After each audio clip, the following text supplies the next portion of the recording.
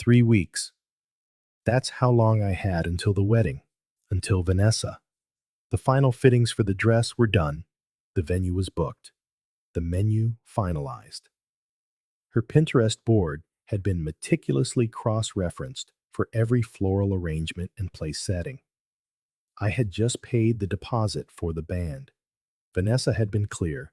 She wanted a chic, upscale reception, but she also wanted to, in her words, let loose, whatever that meant. Her name was already on my health insurance policy. We were in the middle of debating potential baby names. Logan for a boy, Emma for a girl. My life felt like it was set on a track, moving forward with perfect, predictable momentum. Then I received the text that derailed everything. It was from Chloe. Don't marry her asterisk. I stared at my phone, at those 3 words, devoid of punctuation or context. Chloe and I weren't particularly close. She was one of Vanessa's oldest friends from college, the kind of woman who seemed to carry everyone's deepest secrets. We'd shared a few drinks over the years, at barbecues and game nights. She always struck me as sharp, sarcastic, and maybe a little too blunt for Vanessa's sensibilities. I typed back, "What's this about?" Her reply was almost instant. "Not over text. Meet me today. Old Pine Park, 3 p.m. No emoji, no small talk. I arrived 20 minutes early. The park was mostly deserted under a gray sky, with a wind that stirred the dead leaves across the benches. I sat in silence, watching squirrels squabble over nothing, feeling like I was already the punchline to a joke I hadn't heard yet. She approached in jeans and a dark hoodie, no makeup, no pretense. She saw me before I saw her. "Hey," she said, skipping any pleasantries. No smile, no small talk, just the single word. Her expression was unreadable. "Hey," I replied. She didn't sit. Instead, she pulled out her phone, tapped the screen a few times, and then held it out to me. There was no explanation, just the device glowing in the space between us. It was a photograph. Vanessa, my Vanessa, wearing a white bride-to-be sash, was sitting on a couch in some kind of club. Her mouth was locked with a shirtless man's who was wearing a novelty police hat.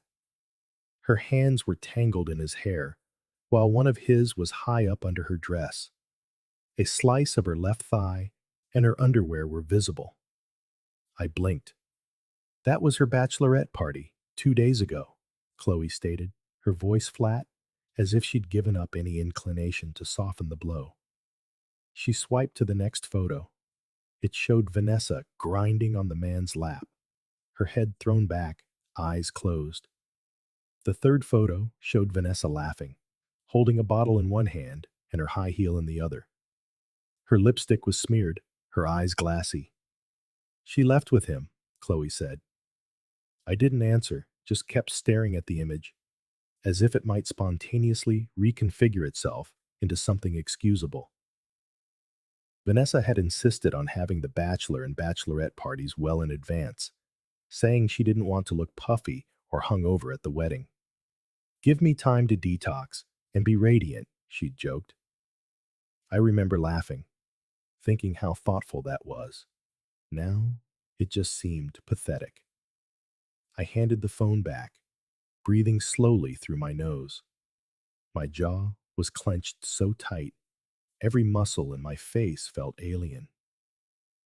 "She made the girls promise not to tell you," Chloe added softly. "Said it was her last night of freedom. Said she earned it." There was no drama in her voice, only resignation, as if she'd already exhausted her own anger before ever sending the text that brought me here. "Why are you telling me this?" I asked. Her eyes met mine. "Because you deserve to know what you're walking into." I stared past her, past the park, into nothing. I nodded once. That was it. No rage, no questions. Just the slow, heavy silence of something breaking deep inside me. I drove home without another word. Vanessa was working late. I didn't wait up. I packed a bag. Not everything, just the essentials. My laptop, my passport, a few changes of clothes. I left the engagement photos, pinned to the fridge, a monument to some kind of dark humor. I pulled the hard drive from my personal computer and left the rest behind. By the time she got home, I was gone. I didn't block her number. I wanted to witness the panic. Day one was a series of texts. Where are you? Is everything okay? I'm worried. Day two turned more aggressive. You're scaring me. If this is some cold feet thing, at least call me, please. I remained silent. On the third day, I finally turned my phone back on in a motel 2 towns over. It rang within 10 minutes. Finally, she breathed, her voice trembling. Where are you? What's going on? You know what's going on. A long pause hung on the line. I could hear her breathing. No, I don't. I saw the pictures, Vanessa. Silence. You left with a stripper. It's not. It's not what you think. Stop, I said. Just stop. I know what I saw. I didn't sleep with him. Do you think I'm an idiot? I was drunk. It was a mistake. One night, that's all. And you weren't going to tell me, were you? You were just going to walk down that aisle, lie through our vows, and play house like nothing happened. I didn't want it to go that far, but it did. Her voice broke. Please, just let me explain. Not like this. Let's talk face to face. I have nothing to say to you. I ended the call. She called back 20 times. I let it ring. Then came the voicemails, a torrent of tears, panic, and flashes of anger. I listened to every single one, not because I cared, but because I wanted to burn away every last illusion I had of her. Then the guilt campaign began. The texts shifted. I'm falling apart. You're the only one who can calm me down. The messages came every hour, then every 10 minutes, day and night. She switched from texts to voice messages, as if hearing her voice might break me. When that didn't work, she weaponized guilt. Everyone is asking questions. Do you know how humiliated I feel? I made one mistake and you're destroying everything. You're punishing me more than I deserve. She framed it as if I were the villain for leaving, as if betrayal was some quantifiable entity. Then came the threats. Some were vague. I don't know what I'll do if you stay silent. I can't handle this alone. I saved every text, every voicemail. I didn't respond. I just documented. Then silence. It was as if she had finally run out of words or was plotting something worse. 3 days later, I walked into my office building like any other morning, coffee in hand, brain on autopilot. I ignored the usual chatter at the front desk, turned the corner toward the hallway to my floor, and stopped dead. It wasn't Vanessa. It was her mother sitting in the lobby. Her hair was perfect, her coat expensive, her handbag probably worth more than my month's rent. She looked more at home at a country club than perched awkwardly in an office building. Her eyes met mine. She didn't smile. Can we speak somewhere private? She asked. I didn't answer, just turned and led her to the back corridor by the loading dock. A place of concrete floors, and flickering fluorescent lights. It was deserted. She followed without a word. We stopped just short of the freight elevator. She didn't sit or even lean against the wall. "Vanessa's a wreck," she began. I stayed silent. "She's not eating. She's barely sleeping. She can't stop crying." I waited. "She made a mistake." "No," I said. "She made a choice." "Then she lied about it. She didn't sleep with him." "I don't believe that anymore." "She was drunk. It was a stupid night. It was a night she made sure I would never find out about." Her mother's expression hardened, her tone sharpening. "Perhaps if you'd been a better fiancé, she wouldn't have felt the need to act out." The remark landed like a slap, but I didn't flinch. "So this is my fault now?" "I'm saying maybe. She felt unloved, ignored. You're cold, distant. You always have been." I let out a short, bitter laugh. She meticulously planned every single aspect of this wedding. I went along with everything from the cake to the color palette. If I was distant, it was because I thought I was with someone I could trust. "You were perfect together," she countered. "No," I said. "She was perfect when I was ignorant."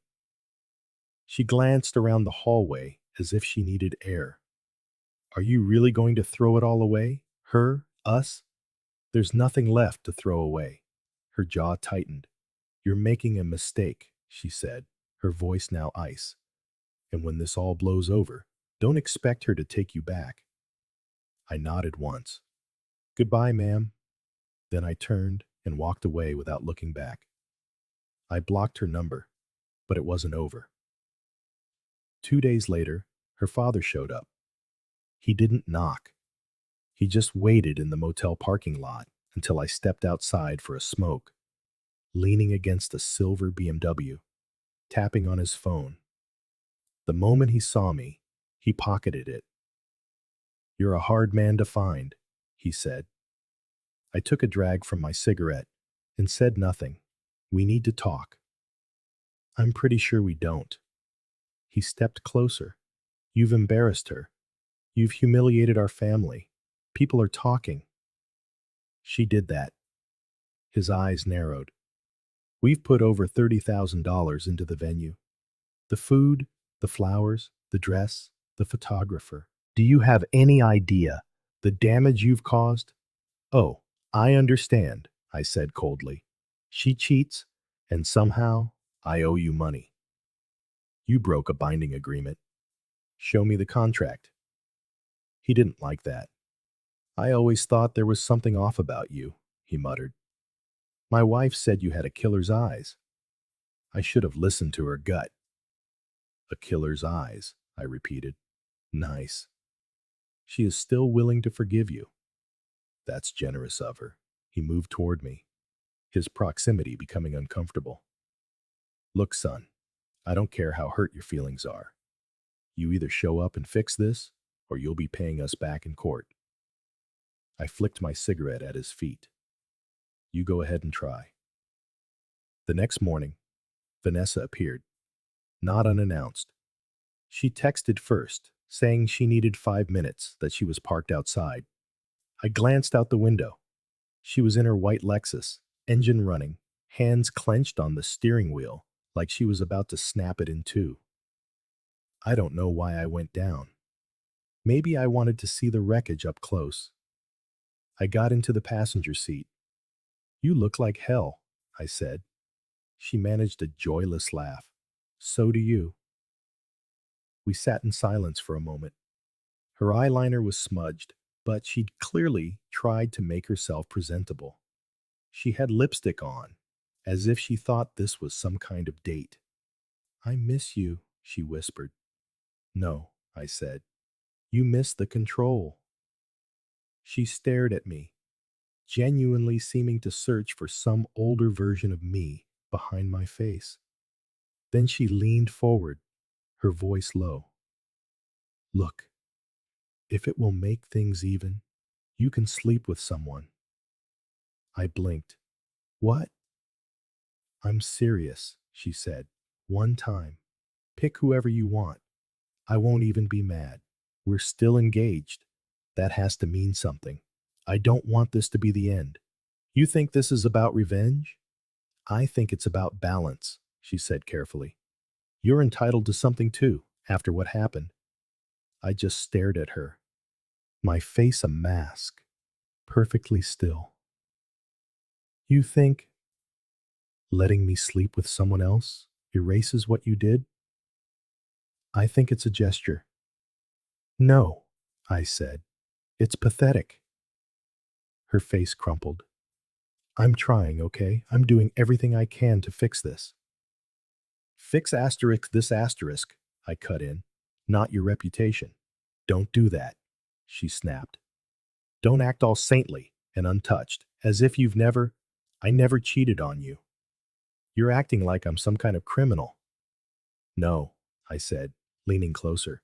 I'm acting like you're a stranger. I'm acting like a man who watched his fiancée make out with a dancer in front of his friends, and then tried to fix it by giving her permission to sleep with someone else. That's not love, she said. It's a repair. Something inside her shattered. She hit me, not hard, just a quick slap on the shoulder, then another, open palmed, against my chest. I hate you, she screamed. She pushed me hard enough that I stumbled back against the car door. You're cold, she hissed. You're heartless.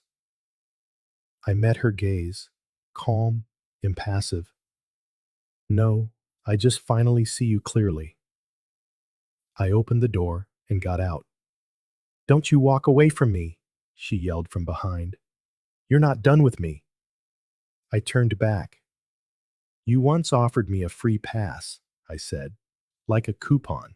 That's all I ever needed to know about you. Then I walked away, and this time I didn't look back. But Vanessa didn't just disappear after that conversation in the car. On the contrary, she doubled down. She started sending voice notes instead of texts, as if hearing her voice would make me break. Always crying, always repeating the same cycle. Please, let's just talk. I can't eat. I can't sleep. I'll do anything. The next day, she showed up at my work. She was waiting outside the building like a silhouette from a 1940s film noir. Trench coat, sunglasses, arms wrapped around herself. I stopped short, then walked toward her. If you come near me again, I said, I'm calling the police. Her jaw dropped. You'd really do that? Try me. I turned and walked straight inside. She just stood there on the sidewalk, watching me go.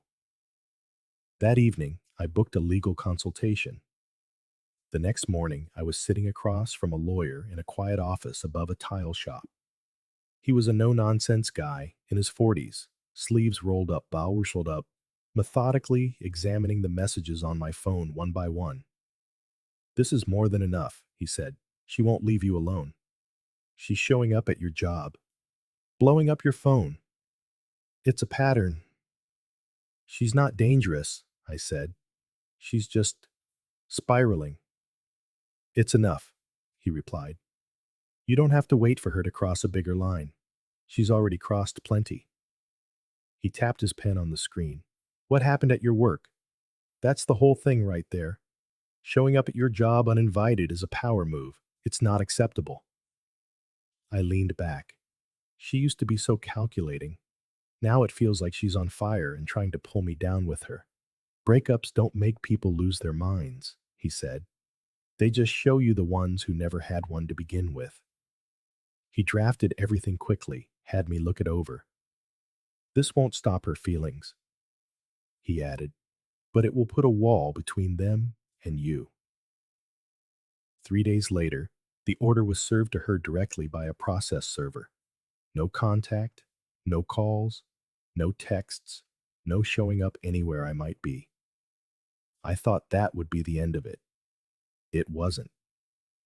I was pouring myself a coffee in the office kitchenette when I heard the receptionist's voice echo down the hall. She says she's your fiancée. I walked out. Vanessa was in the lobby, dressed for war, in a black power suit, high heels, and red lipstick. Her face was tight, her chest rising and falling quickly, something thick and stapled clutched in her hand.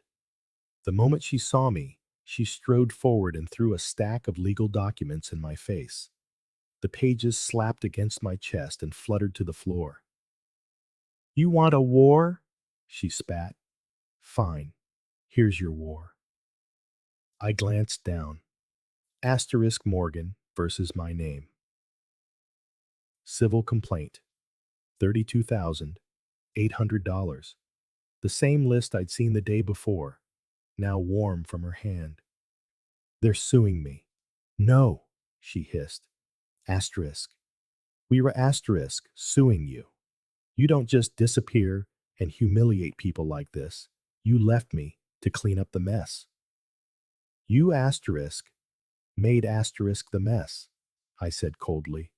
I made one mistake. You made 10 more after that. She stepped closer. You think this makes you a hero? You're a coward, and you're an actress in a role that isn't landing. Her jaw tightened. Her eyes glittered, but not with tears, with rage. My parents are respected people. Asterisk. I, asterisk, a respected person. You think you can just vanish and make us look like trash?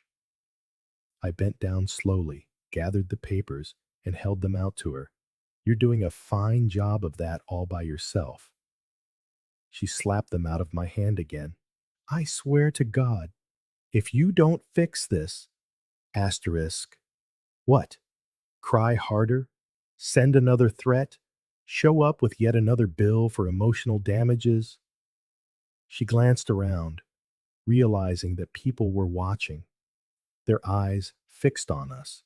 Phones might be recording. Her voice dropped. This doesn't have to get any worse. I smiled. Oh, it's already over. I turned and walked away. She didn't follow me this time. Later that afternoon, I dropped the crumpled copy of the lawsuit on my lawyer's desk. She delivered it herself, I said. Threw it at my face in front of my colleagues. He read through it calmly. Venue deposit, caterer, floral arrangements. He read aloud. Makeup, hair, trial runs, photographer, dress. He shook his head.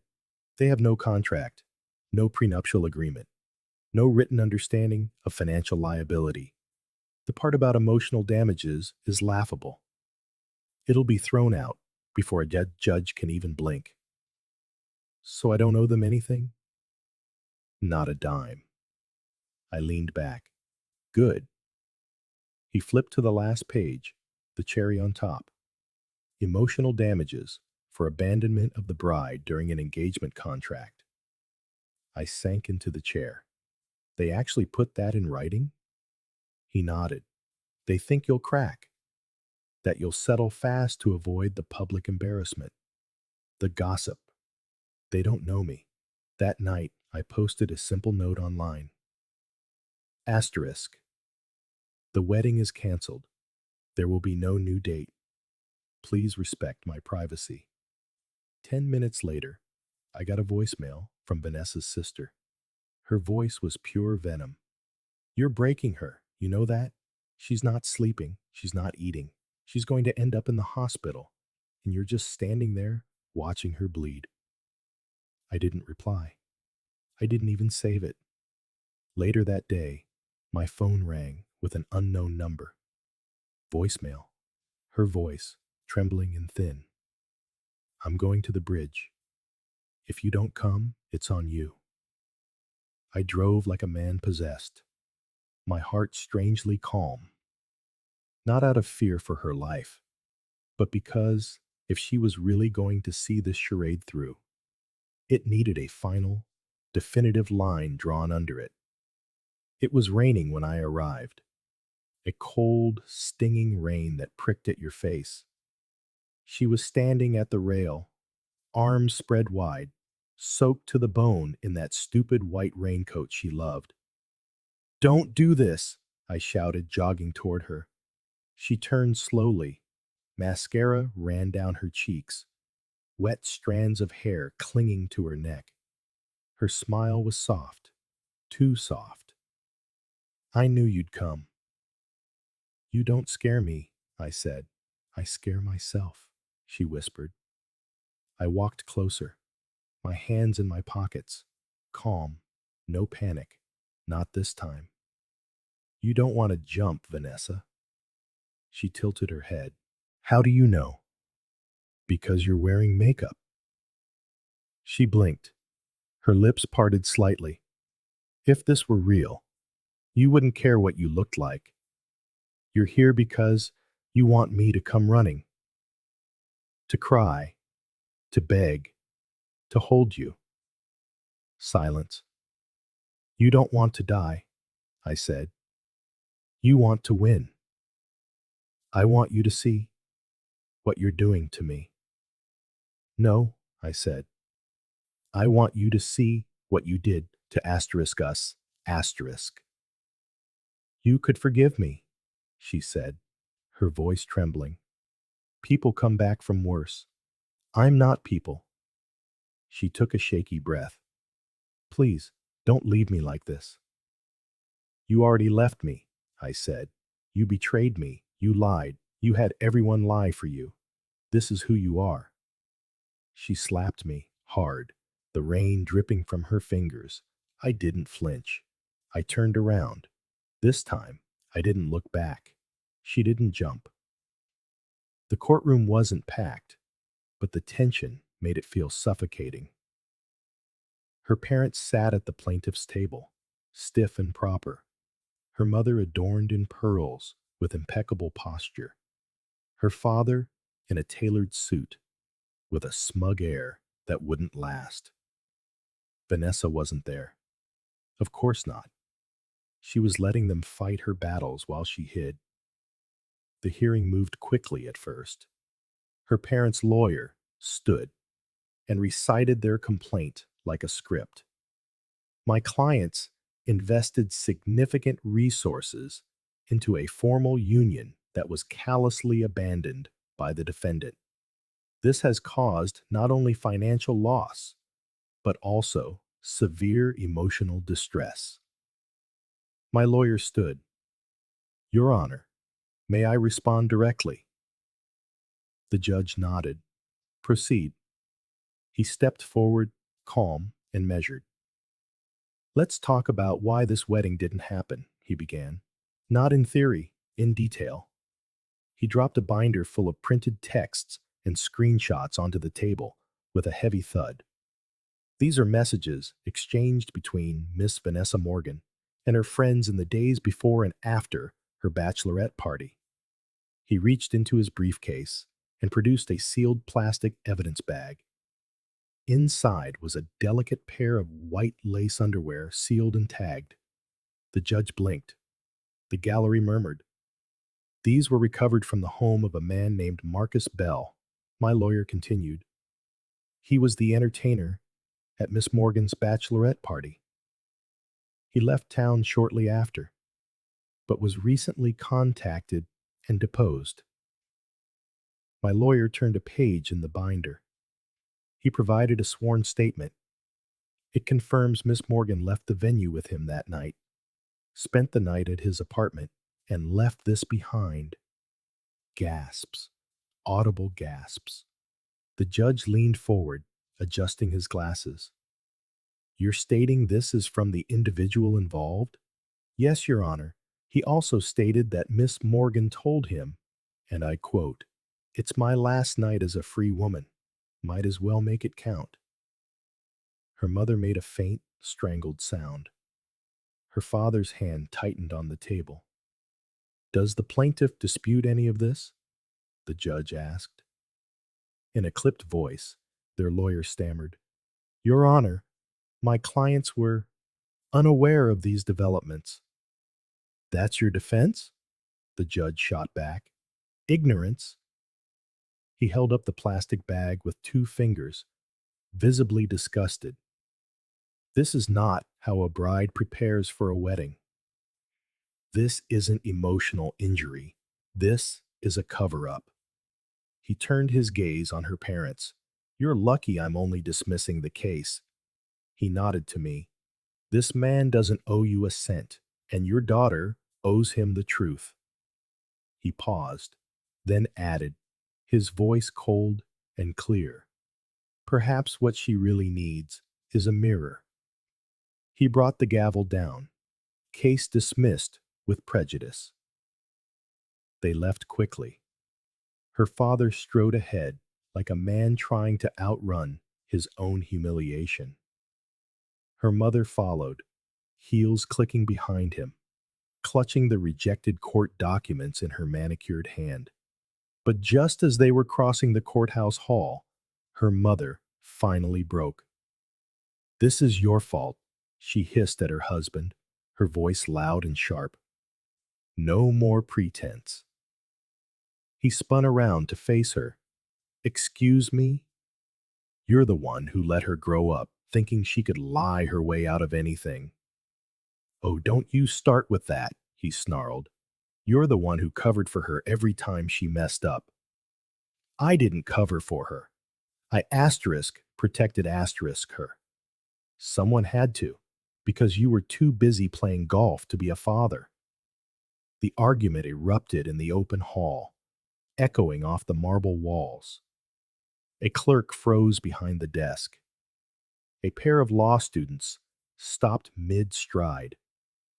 People were watching now. She has humiliated us, her mother barked.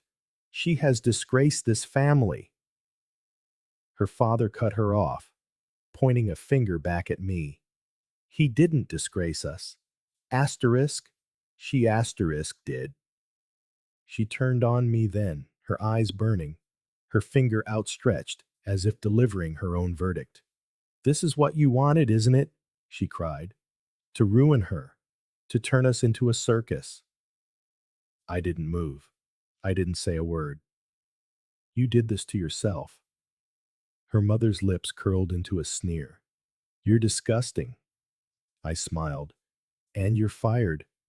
Before she could spit anything else, the security guard stepped between us.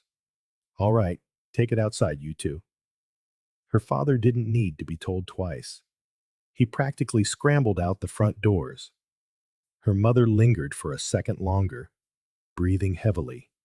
Her eyes locked on mine, as if she still thought she could win with a glare. But the world had stopped listening. Then she turned, and they were gone.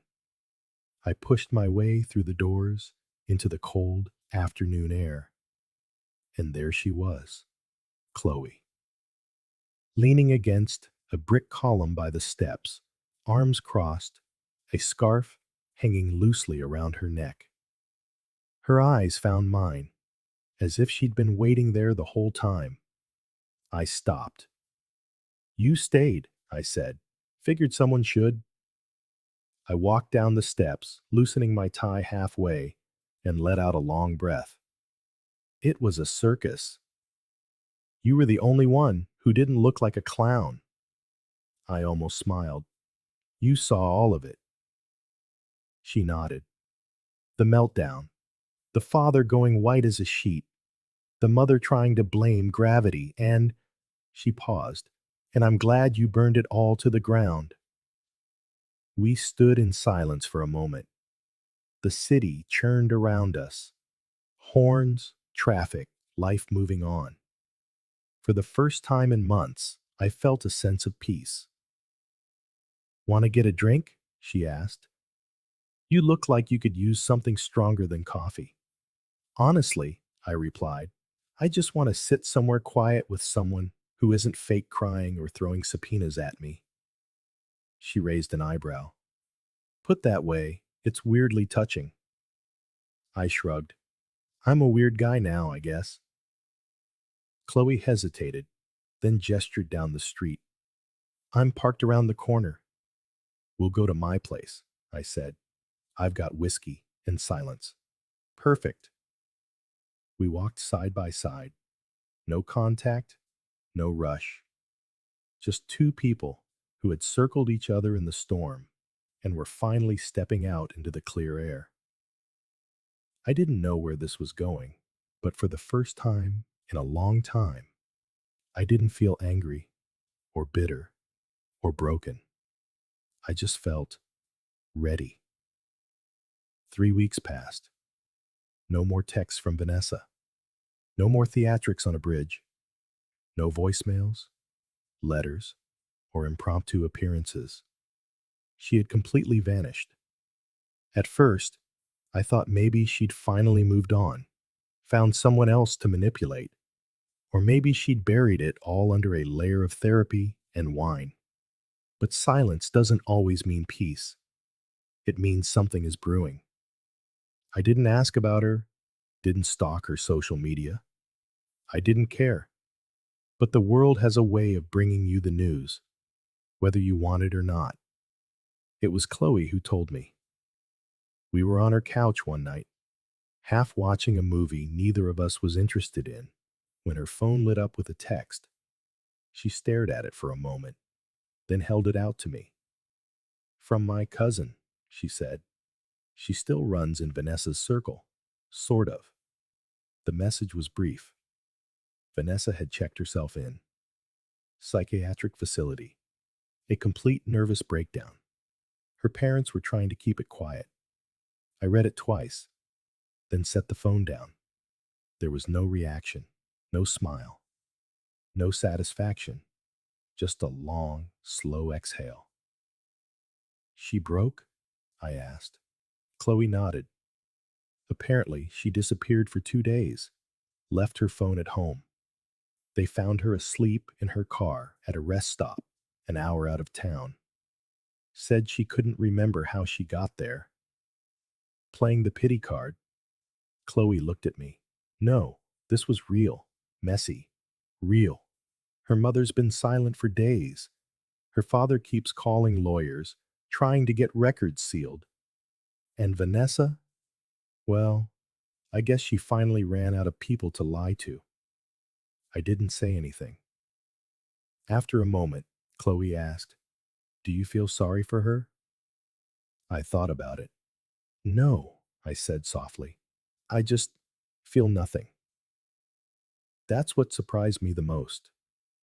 Not the breakdown, not the silence, but the utter weightlessness of it all. She had burned the whole structure to the ground, and in the ashes, there was nothing left for me to mourn.